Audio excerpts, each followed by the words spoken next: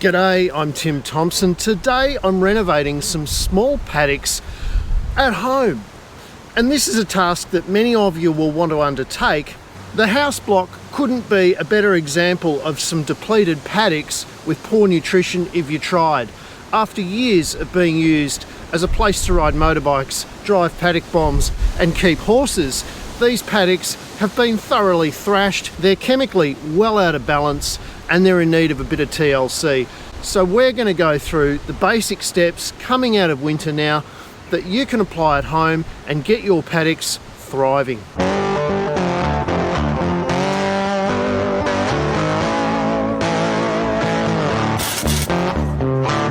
The first step in any paddock restoration is sampling the soil properly.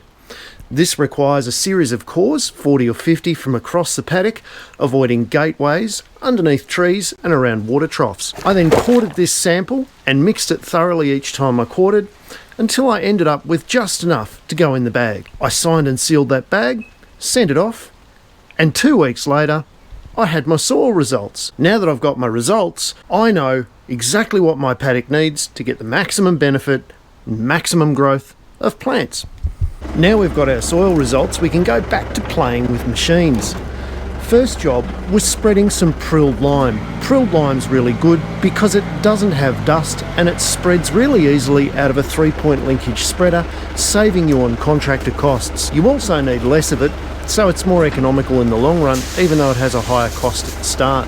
We put a couple of bags into the spreader, and of course the first thing we're going to do is calibrate it to make sure we don't put all of this out in half the area that we wanted. I headed off to a small paddock of a known area for the calibration so that we only had to use a couple of bags of lime, and if we got it wrong it wouldn't be a big disaster. So that was on about 1/4 of an acre, which would be about 1/9 or so of a hectare, and as you can see 40 kilos hasn't quite gone out over that area, so that's telling us we can open it up just a little bit more. It's a little bit imprecise. We're rushing today to try and get this out, and if we have to drive over the same area twice just to get it out, that's preferable than running out early.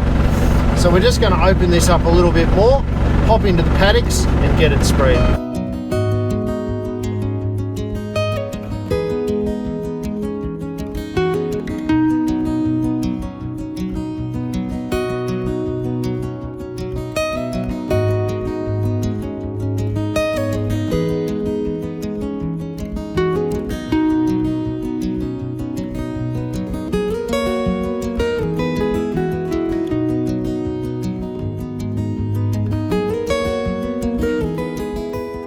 Next up, the plan is to drag this impressive looking medieval type device over the whole paddock and try and aerate it so that when it does rain, the lime gets in.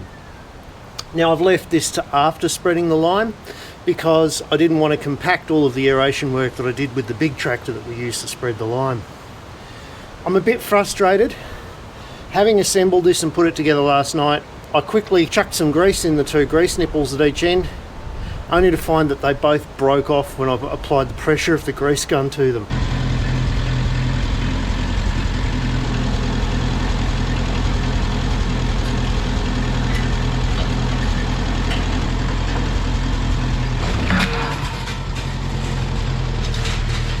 Now I'm going to tow this backwards where I don't want it digging up too much of the ground, but even though I'm towing it backwards, it's still making a fair impression on the drive.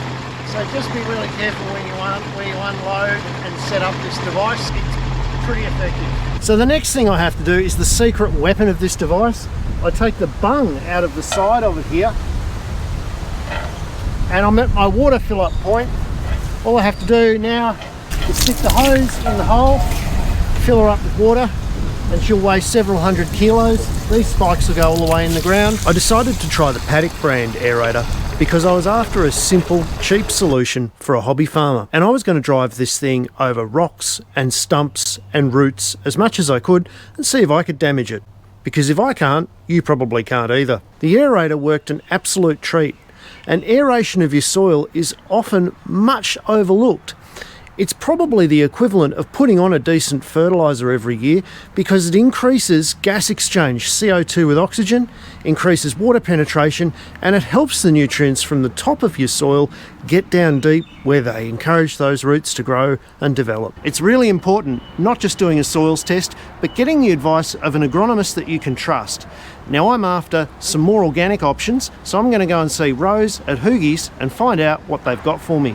G'day Rose, how you going? Hello Tim, how you going? I'm really well, thank you. Yep. Now I've got the soils report that I did, you guys provided to me a couple of weeks ago. I've already applied the lime. Very good. And I've looked at aerating the paddock as well. Now we're up to the good fun stuff. Yep. And I'm looking at putting some more biological, longer lasting fertilisers on the ground. And I'm also looking at putting down some nice seed with lots of different varieties. Can you help us out? 100% Tim, we've got lots of options. So you're after something perhaps a bit like guano that we've got here. It's a natural type of product. Yeah. It's not a synthetic type fertiliser, so it's actually BFA certified, so organically certified. So another option, I guess, to supply phosphorus, to supply sulphur as well. So Rose, when we're looking at our fertiliser options, the product that I'm buying today is a little bit more expensive than super. Yes. A few dollars a kilo more. Yes. But that's not the only thing you look at, is it? Totally. When you're purchasing fertiliser, you've got to look at a few things in the bag. Yep. You've got to look what you're purchasing. You've got to look at the percentages of phosphorus, potassium, sulphur. You've got to look to see if you require any trace elements. Yep. You've also got to look at the ease of spreading of the product. There's not a lot of point purchasing a product that's maybe non-pelletised. I've only got a little spreader on the back of a pallet. And it's more than likely got a PTO, it's got a spinner. So you're looking for a pelletised fertiliser, which the product we looked at this morning is pelletised. So you'll find it really easy to spread out.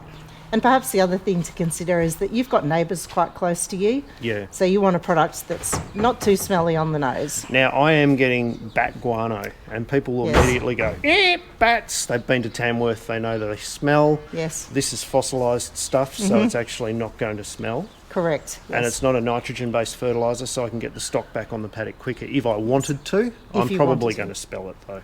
Ideally. Putting fertiliser out's often a good reminder to go, we'll put the fertiliser out, we'll try and get the stock off for possibly 2 to 3 weeks would be ideal. Longer in winter, give the paddocks a nice break.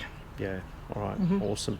So don't just look at the price. When an agronomist recommends a fertiliser to you, sometimes they might recommend a fertiliser that's a bit more expensive. Yes. Don't just look at the price, look at the reason why they're recommending that product and ask the right questions. Correct. Why are they recommending that product? What are the percentages and what advantages that choice going to give you? Because some people will just balk at the price and walk away without thinking more deeply about how you've tailored this to their individual soil test. Exactly. And you're looking at the application rate of the product as well.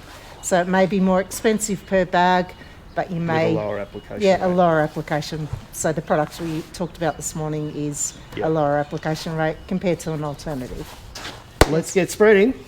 All the very best, Tim. Thanks, Rose. Always good to see you. It's a Always pleasure. good to talk soil. Any day. Thank you.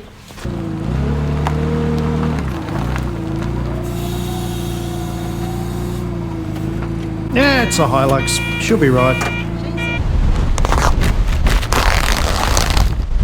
Now we're really lucky with the wind today. I hope that the noise is not too bad for you.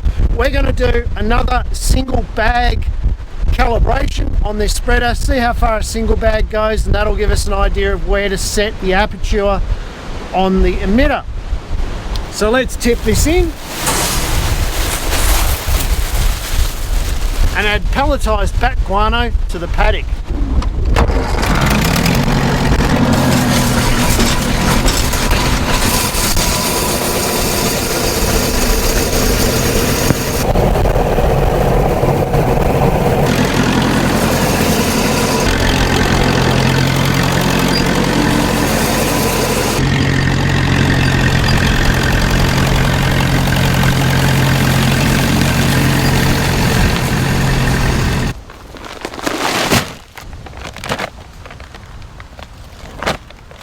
It's embarrassing when the seed bag is bigger than the seeder, but there's a reason why I'm using this.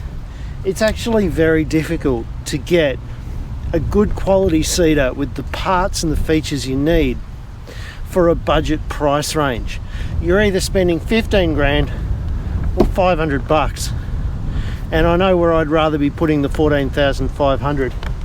So this little paddock seeder, ideally suited to a ride-on mower, so it is really only for small pastures, and that is a limiting factor.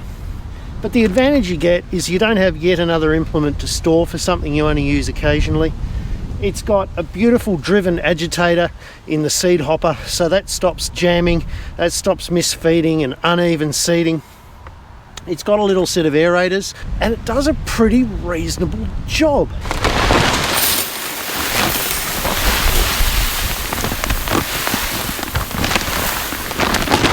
Look at that beautiful mix. Now I'm aiming for about 20 different varieties growing in my pasture towards the end.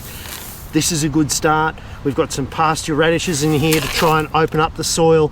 We've got some legumes in here to fix nitrogen, and we've got some pioneer grass species that are going to give us great protein for the livestock. Now I know full well that I'm going to cop some flack for using small equipment in this video, but not everyone's got huge paddocks, and there are alternatives for those who don't to manage their land really well. And I hope that this showcases a few products and techniques that can be used to keep your little block looking great. If you like this kind of content, don't forget, hit the little subscribe button, give it a thumbs up, and I'll see you next week. Now I'm off to ride the dinky toy.